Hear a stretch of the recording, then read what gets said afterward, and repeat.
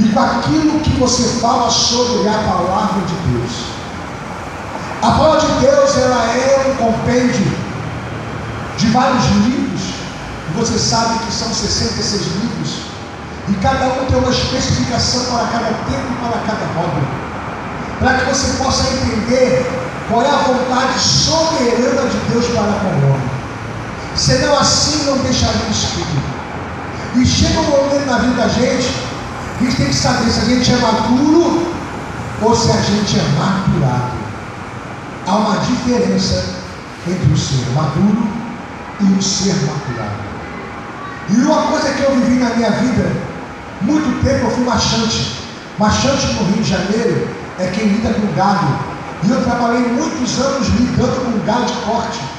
Eu matava muito boi, eu fui matador de boi. Eu fazia boi, eu arrancava couro, abria o boi, tirava a fissura, abria o dianteiro, traseiro, costela, desossava boi, colocava boi, colocava boi. Eu entendia dois tipos de boi que existia: o boi de pasto e o boi maturado.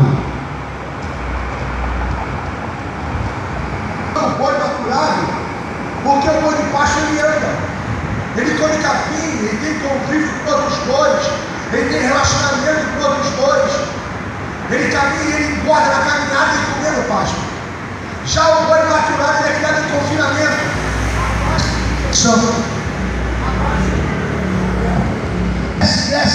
Cresce, mas ele não tem estrutura, os seus ossos são finos, enquanto o boi de pasto, meu filho, está ruim para mim.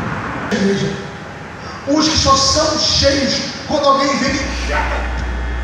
Existe outro tipo que gosta de andar no pasto, que gosta de comer pasto, que gosta de se misturar com outros gados, adquirir maturidade e não maturação. Quando você precisa, é sempre fechadinho, tá bonito, tá cheio de gordo, mas a sua musculatura, a sua estrutura, ela é frágil. Fazer um crente ser cheio é fácil. Fazer um crente inchado é fácil. Mas fazer um crente maduro exige alguns requisitos. Por isso o nome desse congresso é maturidade espiritual. Porque as pessoas têm que aprender a desenvolver a sua maturidade na caminhada. Porque na caminhada que a gente amadurece, tem que ficar preso no lugar, só recebendo injeção. A gente não conhece o mundo em nossa volta, não sabe quem está perto da gente, quem a gente pode confiar, com quem a gente pode falar, com quem pode conviver. E a pessoa trancada nesse mundo de injeção só fica feliz quando recebe a injeção. Mas quando vê alguém que tira essa pessoa do confinamento e bota ela para andar, ela vai perceber que, embora ela esteja robusta, embora ela esteja com a aparência cheia, ela não tem força para dar 5 passos na frente, porque a sua estrutura é atrofiada. Não é uma palavra fácil de entender, porque você tem que entender que existem fases na vida de um ministério. Isso aqui está a liderança da igreja, eu não conheço, você que é pastora dos jovens ali. Você vai ter que entender que para essa igreja crescer e para os células crescerem, precisa fazer essa gente andar, visitar, conhecer, saber quem é o gado, saber quem é a pessoa. E gado tem vários tipos no Brasil, então tem vários: Nelore, Índio Brasil, Gaúcho, Debate. E se você for uma pessoa que for presa em confinamento, você nunca vai crescer outras coisas, porque você vive a base de injeção. E a injeção é ruim, porque ela vicia. E se não acontecer daquele jeito, eu não estou aqui desmerecendo quem pula, quem roda, quem salta. Não é isso. Existe tempo para isso. Eu estou dizendo que isso é bom. Mas o que é melhor? Você ser maduro e discernir as coisas e ter estrutura para resolver e dissolver qualquer coisa no mundo natural ou no espiritual que chega até você, ou você fica desesperado, desestruturado, chama mais um profeta para te dar uma injeção de ânimo. O que a gente quer às vezes é injeção de ânimo.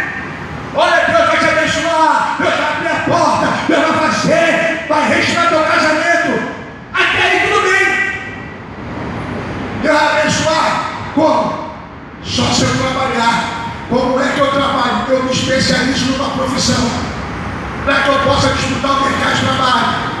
Mas o profeta vem aqui dizer para você, meu filho, eu vou te abençoar, para não te mostrar a estratégia, para você trabalhar e conquistar a sua vitória. Ele só vai estar te enchendo de injeção e você vai continuar com a vida do mesmo jeito. Oh, meu Deus!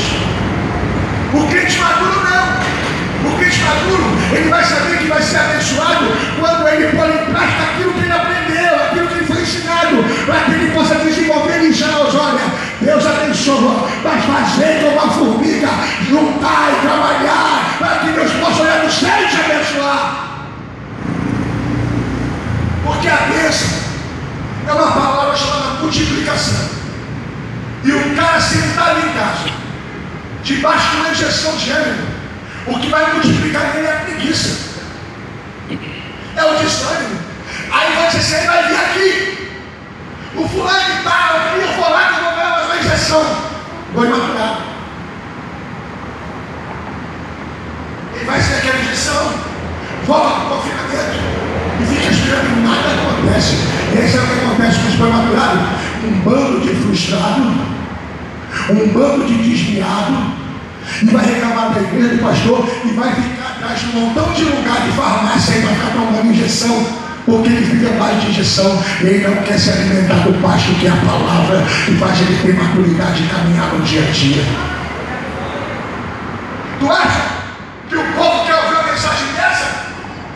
Tu acha que as pessoas que querem crescer na vida querem ouvir uma mensagem dessa? Essas querem. As pessoas que querem viver de injeção de ânimo, que querem viver de pressão espiritual, não vai estar aqui nunca. Mas se você escolher nessa noite ouvir a tua palavra, o meu bom pasto, pode ter certeza, você vai amadurecer e vai saber entender e vencer a adversidade que acontece na tua vida, porque o teu propósito vai ser maior do que a sua adversidade, a tua conquista vai ser maior que a sua adversidade, porque você está maduro, vai entender o que está acontecendo. Está entendendo? Vou dar 3 exemplos de maturidade e maturação. Vou dar Abraão, capítulo 12, no livro do Gênesis. Ele vai sair, porque Deus dá uma ordem, no meio da sua parentela. Ele sai Abraão. Logo depois, ele aos 75 anos, recebe uma promessa, que ele diria que o filho seria a descendência dele. A mulher dele não acredita, se introduz na história, faz a graça que está com ele, nasce Ismael. Ó, imaturidade, não estava pronto para ser pai, não estava pronto para exercer a função de pai, ainda não era a hora. Comete a besteira, aos 99 anos, o anjo vem, no ano seguinte nasce o filho da promessa. Agora ele estava maduro para ter um filho, que dá até aos 16 anos, e quando Deus pede a ele o filho, ele não hesita no seu coração. Me pergunta por quê, pastor? Porque ele estava maduro para atender o pedido de Deus. Se aos 75 anos Deus dá Isaac a ele aos 76, e aos 79 pede a ele Isaac, Abraão não daria Isaac com sacrifício no Monte Carmelo. Existe um tempo do chamado, da maturidade, até o tempo do milagre. As maravilhas são para os chamados, mas o milagre são para os escolhidos. Quando Abraão sobe no monte, ele pega Isaac, levanta o véu, ele não ia matar o menino, mas ter sido escolhido na seleção de Deus. Deus preparou para ele o cordeiro, porque ele fez aquilo com consciência. Ele conhecia Deus, sabia que era Deus, o que Deus podia fazer por ele. E tem muita gente na igreja, se a gente pedir alguma coisa, não vai fazer, não vai saber fazer, porque não tem maturidade para fazer, só gosta de receber injeção de ânimo. Ou seja, só gosta de inflar, na hora de sacrificar e de dar, não quer fazer. Vem com situação, não vem. Vem com a história de líder, não vem. Vem com um monte, não vem. Mas vai vir fulano de tal, aí vem, porque vai receber injeção de ânimo. Ele quer viver a base daquilo que os outros vivem. Me perdoa, eu não vim corrigir você, eu vim mostrar para você uma coisa que ninguém quer falar hoje em dia, que todo crescimento, que todo despertamento, ele passa por essa fase de uma maturidade até o amadurecimento. Se como Pedro também não entendeu. Observe o segundo exemplo. José é um menino. José tem um sonho que tudo se curvava a ele. E ele chega imaculamente e vai contar o sonho para o seu pai. Olha para o tipo sonho. Os pés se curvavam, o sol e a estrela. O pai ignora, deixa para lá. O pai é inteligente, o pai sabe. E essa falta de maturidade deve entender que tudo tem um tempo. Jogou ele no calabouço.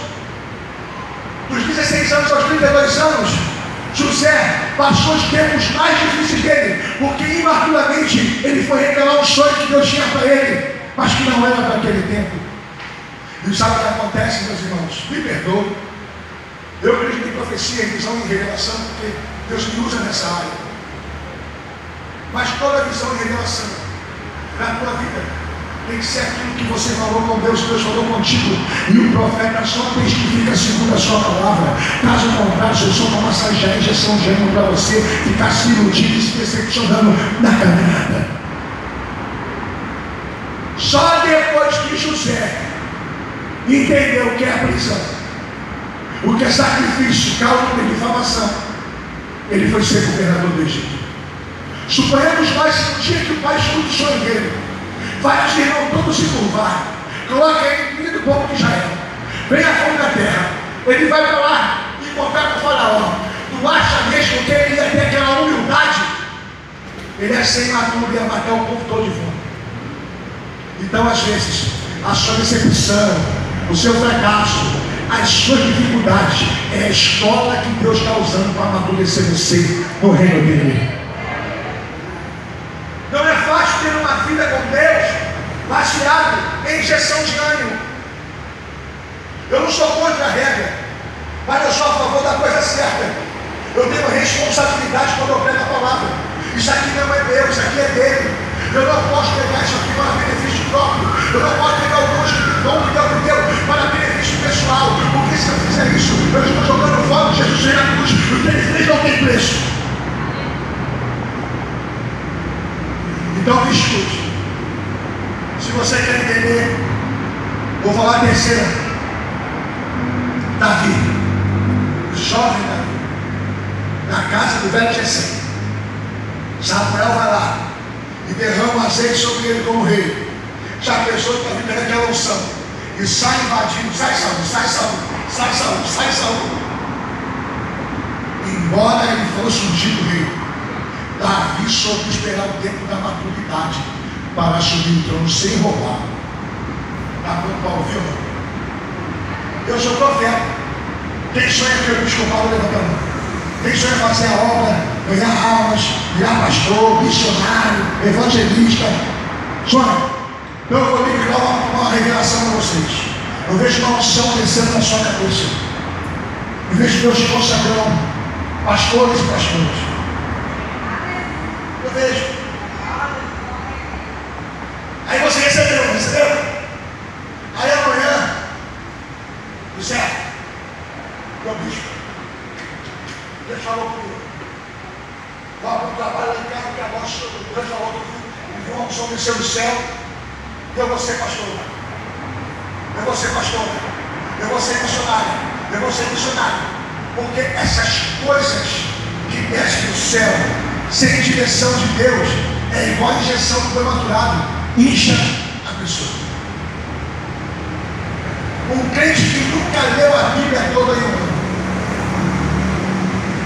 Tu acha que Deus é maluco?